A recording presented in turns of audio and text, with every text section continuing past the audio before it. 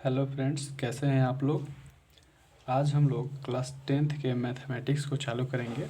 ये first class है। सबसे पहले आप इस अगर चैनल को सब्सक्राइब नहीं किया है तो सब्सक्राइब कर दें और आपके कांटेक्ट में जितने भी क्लास 10th के लड़के हैं उनको शेयर ज़रूर करें ताकि उनको अधिक से अधिक फ़ायदा हो सके। तो आज हम लोग एनसीईआरटी का चैप्टर 8 चालू करेंगे जिसमें कि एक्सरसाइज 8.1 की हम लोग थ्योरी को देखेंगे आज। इसका नाम है इंट्रोडक्शन ऑफ ट्रिगोनोमेट्री। इस चैप्टर का नाम है जिसमें कि हम लोग मेनली जो ट्रिगोनोमेट्रिक रेशियो के बारे में देखेंगे। तो सबसे पहले देखते हैं कि ट्रिगोनोमेट्री जो शब्द है ये कहाँ से उत्पन्न हुआ, इस मतलब ये कैसे बना। तो trigonometry made by 3 Greek word, यानी कि ट्रिगोनोमेट्री जो है 3 ग्रीक वर्ड से मिलकर बना है। सबसे पहला है ट्री, उसके बाद से गोन, उसके बाद से मेट्रोन। ट्री का अर्थ होता है 3 मतलब 3, गोन का अर्थ होता है साइड मतलब भुजा, और मेट्रोन का अर्थ होता है मेजरमेंट मतलब कि मापन। अब आते हैं ट्रिगोनोमेट्री के डेफिनेशन पे कि ट्रिगोनोमेट्री का डेफिनेशन क्या है। तो सबसे पहले इसके अर्थ से हम लोग यहाँ से समझ सकते हैं कि 3 साइड मेजरमेंट्स, ठीक है, यानी कि 3 भुजाओं का माप, ठीक है। तो यहाँ से परिभाषा निकल कर आता है कि the measure of 3 angles are called trigonometry. The measure of 3 angles are called trigonometry.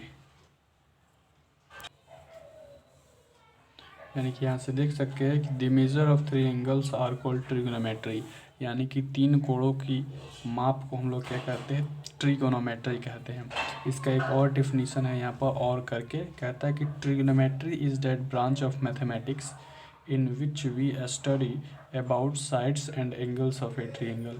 यानी कि ट्रिगोनोमेट्री जो है मैथमेटिक्स का वह शाखा है, वह ब्रांच है जिसके अंतर्गत हम लोग किसी ट्रिएंगल के साइड्स तथा उसके एंगल के बारे में हम लोग स्टडी करते हैं, उसे ही ट्रिगोनोमेट्री कहा जाता है। तो ये तो रहा मेरा ट्रिगोनोमेट्री का इतिहास।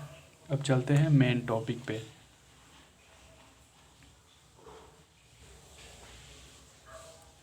तो यहाँ तो 2 नंबर, ये मेरा फर्स्ट नंबर थ्योरी था, यहाँ से मेरा 2 नंबर थ्योरी है, ठीक है। ये कितना नंबर है, 2 नंबर थ्योरी है। कह रहा है कि देयर आर 6 ट्रिगोनोमेट्रिकल फंक्शंस, मतलब कि 6 गो ट्रिगोनोमेट्री में 6 गो ट्रिगोनोमेट्रिकल फंक्शन होता है, साइन, कॉस, टेन, कॉसेक, सेक और कॉट। अब ये साइन, कॉस, टेन, कॉसेक, सेक और कॉट क्या है, अभी आपको इस पर सोचने की ज़रूरत नहीं है, आगे समझ में आ जाएगा कि ये क्या है। अभी आपको बस इतना ही सोचना है कि जो ट्रिग्नोमेट्रिकल फंक्शन होता है वो 6 होता है, साइन, कॉस, टेन, कॉसेक और कॉट होता है, इतना याद रखना है बस, ठीक है। अब आते हैं अपना 3 नंबर हम थ्योरी पे। आप लोग इसे स्क्रीनशॉट ले सकते हैं।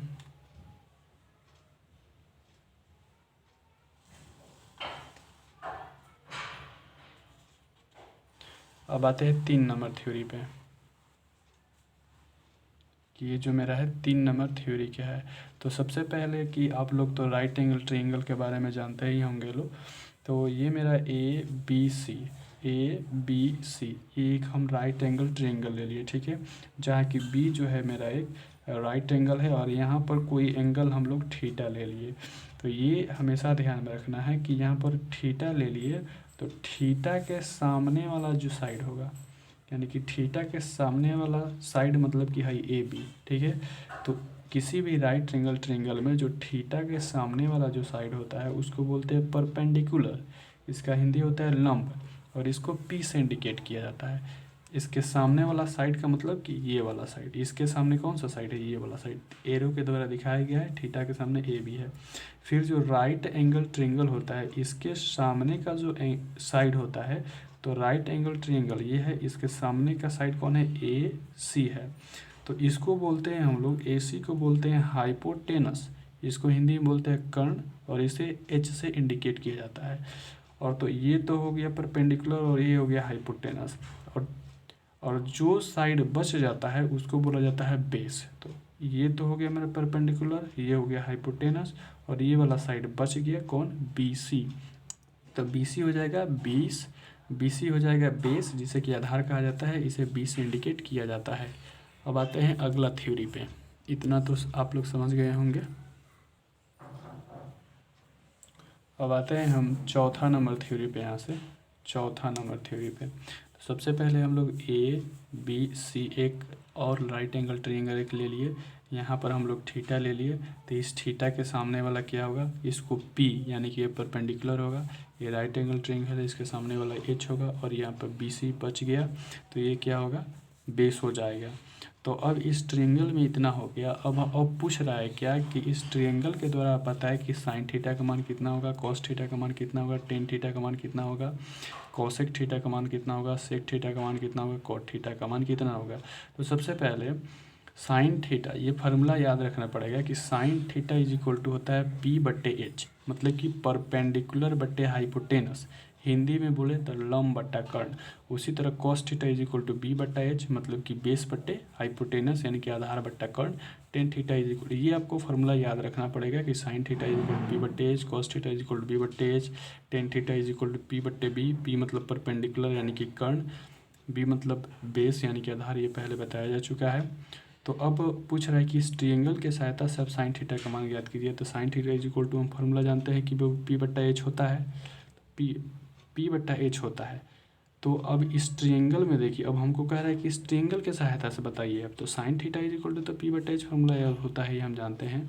तो पी का मान इसमें कौन सा है, पी का मान ये वाला पी है, और पी का मान कौन है, ए बी है। तो ए बी के पी की जगह पे ए बी रख दिया, बट्टा है तो बट्टा। अब एच का मान, तो एच का मान ये हाइपोटेनस ए सी है तो ए सी रख दिए।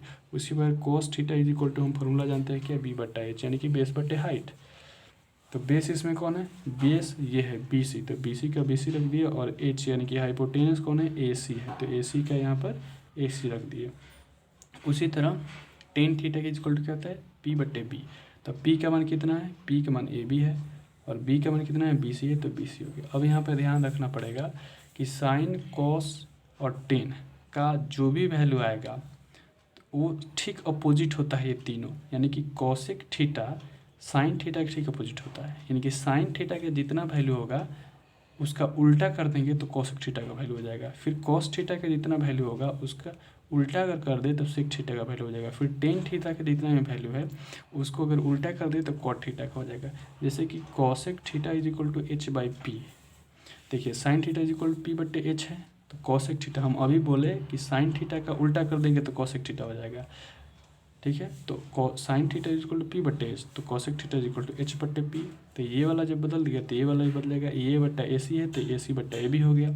उसी पर cos theta is equal to B बट्टा एच, तो sec theta is equal to, अब बोला है कि कॉस थीटा को उल्टा कर देंगे तो वो सेक थीटा हो जाएगा। तो cos theta is equal to B बट्टे एच, तो sec theta is equal to H बट्टे बी। अब ये जब पलटा गया तो ये पलटेगा, बी सी बट्टे ए सी है तो ए सी बट्टे बी सी हो जाएगा। उसी प्रकार टेन थीटा का आ गया। खाली ये आपको फॉर्मूला याद रखना है कि sine theta is equal to P बट्टे H, cos theta is equal to B बट्टे H, tan theta is equal to P बट्टे B, cosec theta is equal to H बट्टे P, sec theta is equal to H बट्टे B, cot theta is equal to B बट्टे P. यही याद रखना है। अब इसमें एक बात ध्यान रखना है कि इस राइट एंगल ट्रायंगल में थीटा यहाँ हो गया, तो अब इसका मतलब ये नहीं हो गया कि ये फिक्स हो गया। मतलब कि अगर कहीं अब इस कोई लड़का मतलब ये समझ लेता है कि अब कहीं भी A B C a right angle triangle आएगा तो डायरेक्ट ए बी ए सी ऐसे ऐसे बैठा देता है। लेकिन यहाँ पे ये ध्यान रखना है कि थीटा यहाँ है तो इतना सब आया है, लेकिन अगर थीटा चेंज हो जाएगा तो ये सारा का सारा वैल्यू चेंज हो जाएगा।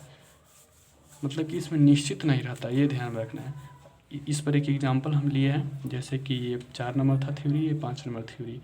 इस राइट एंगल ट्रायंगल में हम थीटा को यहाँ रखा है, लेकिन ये 5 नंबर में राइट एंगल ट्रायंगल को थीटा को यहाँ से उठाकर हम लोग यहाँ रख दिए हैं। तो अब देखते हैं क्या होगा। तो अब यहाँ से थ्योरी नंबर 3 में बताया गया था कि जो थीटा के सामने जो रहेगा वो पी हो जाएगा। तो थीटा को यहाँ हम उठा कर लाए हैं तो इसके सामने ये है, तो बी सी मेरा पी यानी कि परपेंडिकुलर होगा। अब राइट एंगल ट्रायंगल के सामने वाला क्या होता है, एच होता है। तो राइट एंगल ट्रायंगल के सामने वाला ए सी है तो ये एच हो गया, और जो बच जाएगा वो बेस होता है। तो ए बी बच गया तो बेस हो गया क्या, ए बी। अब इसमें देखना है, अब इस ट्रायंगल के सहायता से बताना है कि sine theta, cos theta, tan theta, cosec theta, sec theta और कॉट थीटा का मान कितना होगा। तो sine theta is equal to, तो फार्मूला हम लोग जानते हैं कि sine theta is equal to P बट्टे एच होता है। तो पी इस ट्रायंगल के सहायता से बताना है। तो इस ट्रायंगल में पी क्या है, पी मेरा बी सी है तो बी सी का बी सी रख दिए। एच क्या है, एच मेरा ए सी है तो ए सी का ए सी रख दिए। उसी तरह कॉस थीटा बी बटे एच, तो इसमें बी का वैल्यू देखें तो ए बी है, एच का वैल्यू देखें इसमें तो ए सी है। उसी प्रकार tan theta is equal to P बटे बी होता है। तो बी का वैल्यू यहाँ देखें बी सी है और बी का वैल्यू ए सी है। उसी प्रकार अब बोले हैं कि कॉसेक थीटा जो होगा वो साइन थीटा का उल्टा हो जाएगा, सेक थीटा जो होगा कॉस थीटा का उल्टा हो जाएगा, कॉट थीटा जो होगा टेन थीटा का उल्टा हो जाएगा। सिर्फ आपको फार्मूला याद रख लेना है इसमें, sine theta is equal to इतना होता है, cos theta is equal to इतना होता है, tan theta is equal to इतना होता है। ये फार्मूला जैसे कि sine theta is equal to P बटे H, cos theta is equal to B बटे H, tan theta is equal to P बटे बी। ठीक है, अब एक एग्जाम्पल लिए हैं, जैसे कि इस ट्रायंगल में आते हैं कि एक एग्जाम्पल यहाँ पे ले लिए हैं। जैसे कि एग्जांपल है एक नंबर, एक राइट एंगल ट्रायंगल हम ले लिए हैं यहाँ से। तो ए जिसमें कि एंगल बी जो है राइट एंगल ट्रायंगल है और A B is equal to 5 metre है, B C is equal to 2 metre है और A C is equal to 7 metre है। और यहाँ से हम लोग ये वाला जो है यहाँ पर हम लोग थीटा ले लिए हैं। ठीक है, तो अब इस क्वेश्चन में पूछ रहा है कि इस ट्रायंगल की सहायता से बताए साइन थीटा का मान कितना होगा, कॉस थीटा का मान कितना होगा, टेन थीटा का मान कितना होगा, कॉसेक थीटा का मान कितना होगा, सेक थीटा का मान कितना होगा और कॉट थीटा का मान कितना होगा। तो हम लोग फार्मूला जानते हैं। अब ये थीटा है, ठीक है, तो अब यहाँ पर थीटा है, तब थीटा के सामने वाला क्या होता है, पी होता है। तो पी ये हो जाएगा 5 मीटर, ये ए बी पी होगा। ए बी का मतलब कितना लंबाई है, 5 मीटर है। फिर अब ये राइट एंगल के सामने वाला कौन होता है, ये एच होता है। तो एच ए बी ए सी होगा और एच की लंबाई कितना है, 7 मीटर। अब ये वाला बच गया बी सी, तो जो बच जाता है वो क्या होता है, वो बेस होता है। तो 2 मीटर बेस हो जाएगा। तो साइन थीटा इक्वल पी बट्टे बी होता है। तो पी का मान यहाँ से 5 मीटर है, 5 मीटर, एच का मान 7 मीटर है। तो मीटर खत्म, 5 बटे 7। फिर cos theta is equal to B बटे H is equal to B का मान कितना है, यहाँ पर बी का मान 2 मीटर है तो 2 मीटर हो गया। और एच का वैल्यू कितना है, एच का वैल्यू 7 मीटर है, मीटर खत्म, 2 बटे 7 हो गया। टेन थीटा इसी तरह सबका वैल्यू यहाँ पे निकाला गया है। सिर्फ आपको यही याद रखना है, ठीक है, कि sine theta is equal to कितना होता है, पी बटे एच। ठीक है, यानी कि परपेंडिकुलर बटे हाइपोटेनस यानी कि लंब बटे कर्ण। Cos theta is equal to होता है पी बटे एच यानी कि बेस बटे हाइपोटेनस यानी कि आधार बटे कर्ण। Tan theta is equal to होता है पी बटे बी यानी कि परपेंडिकुलर बाई बेस यानी कि क्या, लंब बटे आधार। फिर cosec theta is equal to होता है एच बाई पी। फिर sec theta is equal to होता है एच बाई बी और cot theta is equal to होता है बी बाई पी। तो इतना ही आपको ध्यान में रखना है। और बाकी इसका यूज कैसे होता है कि कब थीटा कहाँ पर रहेगा तो कैसे चेंज होगा, फिर दूसरी जगह चल जाएगा तो कैसे चेंज हो जाएगा, ये तो आप समझ चुके हैं थ्योरी नंबर 4 और 5 में। आज के लिए इतना ही।